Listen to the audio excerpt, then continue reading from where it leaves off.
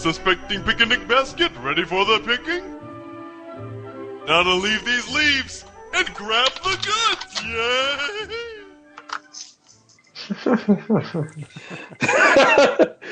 Yay! Hey, everybody, welcome back to Conversations with Friends with Rob and the El Nico, the original El Nico. Greetings, salutations, felicitations. And you, El Nico, you have anything greetings to say? Hello, I'm here. Hello. And me is hola, como está, muy bien, all that good stuff. But anyway, people, welcome back. And on this segment, we're gonna just talk with Rob about his adventure with cows and bears and lions and tigers and oh my. I know I screwed that up, people. So, say the phone calls, all right? And the emails, because I won't address it. My but anyway. Cows. Yeah. Huh? Cows, lions, tigers, and birds go by. But we're gonna talk. I want Rob to tell us to tell you guys and tell us again about his wonderful experience with nature this weekend. Yeah, they taught me some some new words.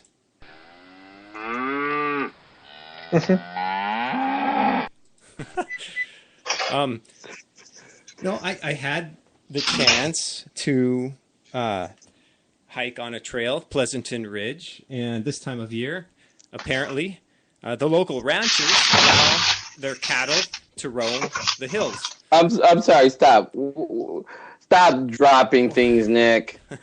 Sorry. Go ahead, people. Go ahead, Rob. I'm not dropping anything.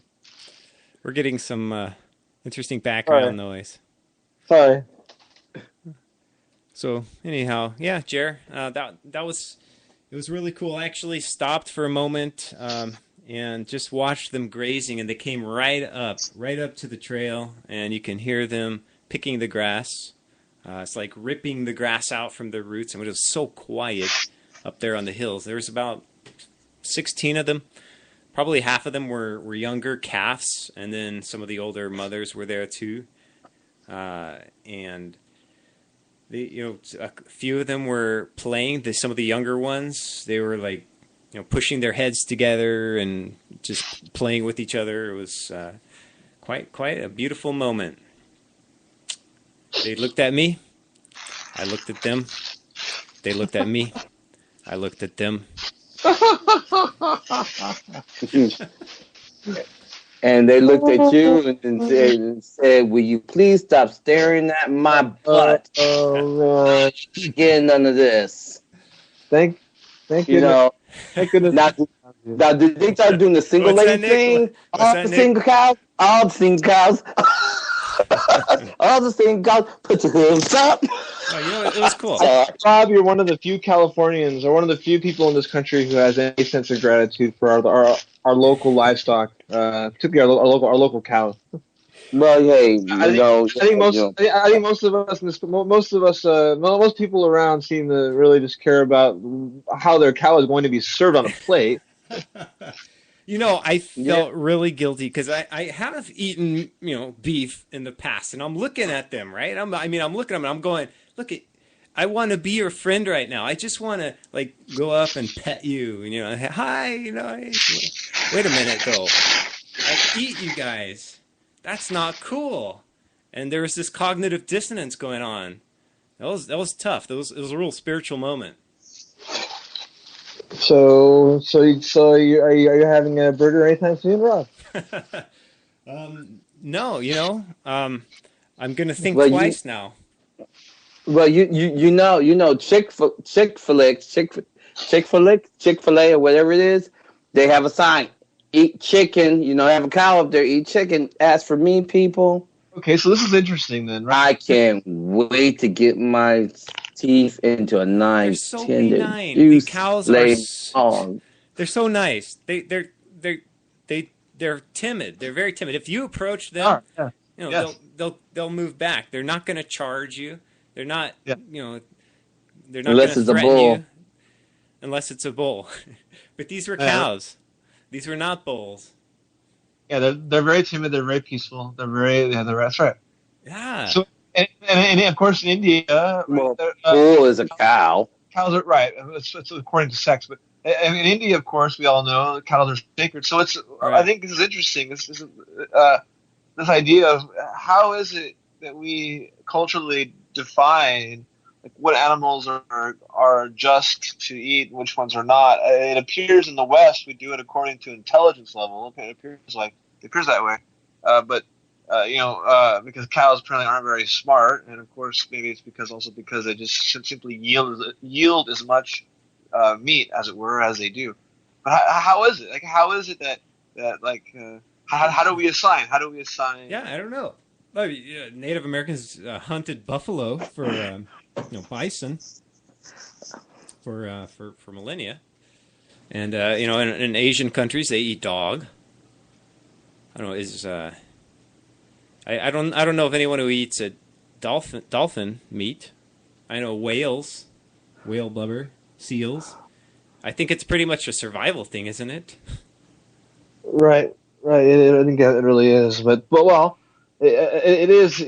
Ultimately it has been from a historical perspective, but today I'm not so sure that it's really a survival thing intrinsically, right? Because in most developed countries, at least for those people living in developed countries, it's not necessarily a survival thing, as it were, right? Because how wide is vegetarianism in India, in the impoverished communities, and in the urbanized areas? Sorry? Vegetarianism in India is very common, isn't it? Is it not? Yes, it is. Is it more common among the poorer, disadvantaged classes, or is it more common among the we should look that up. I'm not an expert on those demographics in India, but it's an interesting statistic. Yeah, I venture a strong guess that, or a guess with I think this is probably a good one, that vegetarianism and perhaps even veganism crosses fairly regularly across socioeconomic lines in that country. I think. Don't you? Don't you think, Jerry? We should look that up. I'm actually not in front of my screen at the moment. I'm lying on my bed, icing my knee. Well, let's actually go there and ask. Hey, excuse me. Excuse me. Is this meat?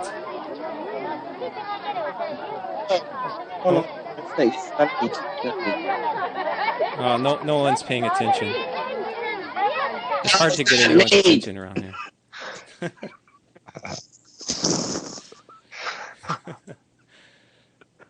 Okay. No, I tried some Indian food before, and I was not a big fan of it. It's a lot of utensils, yeah. It's a lot of spices. It was too much for me.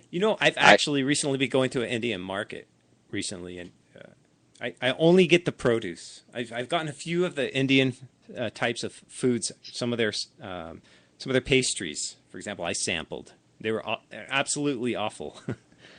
Yeah, they were. I mean, I tried something. It was just awful. It was just. I mean, for people who like Indian food, fine.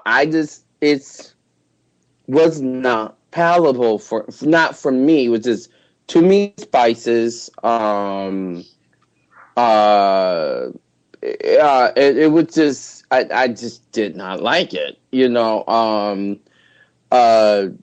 And I remember working with some guys from India, and we went to a restaurant. We tried some of the stuff there, and I liked some of it was fine. Some of it was, wasn't all that great for me.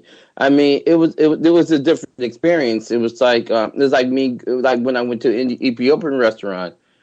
That had to grow on me. I have had because Ethiopian again, food. Yeah. It was the spices. It was very spicy. I never had vegetables in this way and whatnot, and I can feel everything burning right through me. food is like that, though. People's tastes can change over the course of a week or two of eating a consistent diet of certain foods. Perhaps they didn't like them previously, but if you eat that food for a consistent period of time, even as short as a week or two, your taste will start to change and you'll actually start preferring that food. It's an interesting phenomenon that occurs in the brain. That's true. A friend of mine named Tayana, actually her and her husband both were good friends of mine from college. They wanted me to go on the Daniel diet, like Daniel from the Bible, and so they were following it strictly. Me, I said no. I was like no meat whatsoever. Like no meat like, at all. No meat. Nothing. No meat. It's like no beef, no chicken, no turkey. Wow. And what's supposed to be no fish. And I'm like, no. I said, I'm holding up on the fish part or any type of seafood. I said, I have to have something. And something. And and you had to give up caffeine and any caffeinated type of drink. Iron horse. And what? Wait. Do you say horse? Hmm? Sorry? Okay, whatever. Yeah, and horse. I was gonna say if it was no meat, I would have to say. I'm sorry, Dave. I'm afraid I can't do that. Exactly, Clarice. But anyway, no, you had to give up all this stuff, right? And so then also I added in a couple of things. I was like, I can't do totally no meat, so I went seafood. And I thought about, okay, no sodas and no cupcakes. Because, boy, I'm sorry, I go into Ralph's, I want a cupcake. I go into Vaughn's, I want a cupcake, because they look so pretty and delicious and sugary. Oh, man. And I had to give up all candy. I don't care if it was sugar-free. They have I gave it up. I could have had it, but I gave it up. And I did this for a week. And for a couple of days, like the first 2 days, I'm like, oh, God, what I'm going to do for breakfast, this and that. And the thing is, you figure it out. You honestly figure it out. You actually start thinking. And I'm like thinking, well, I can actually have spaghetti, but instead of using instead of having wheat flour noodles, regular, rich flour noodles, let me get the wheat flour noodles because they're better for me. And well, you know what? I can make a marinara sauce. That's the best insight that you start thinking about what you're eating. You actually think about it, and that's probably the biggest change in undertaking any sort of dietary conscious choice, where now I'm going to watch what I am eating. I had the idea of starting a food journal or meal journal, but I haven't done it yet because I don't have the discipline to do it. But if I could just get a blank journal and just start writing down what it is I'm putting into my body. I think for me my diet has evolved quite dramatically in the last several years, and particularly over the last year, as both of you know. And my approach and I think I've been fairly successful in attaining some of the goals I've wanted to attain in terms of making some changes to my diet. Mainly, just to name them, just decreasing the amount of meat intake, and significantly increasing my vegetable and fruit intake, and a lot of that in the form of juice, thanks to you, Rob. And I think I've been successful just by the approach of trying to look at food as more as fuel, right? As not so much as because all of my life I've associated most of the foods that I eat with certain levels of comfort or certain notions of pleasure. Yes, psychological benefit, right? Like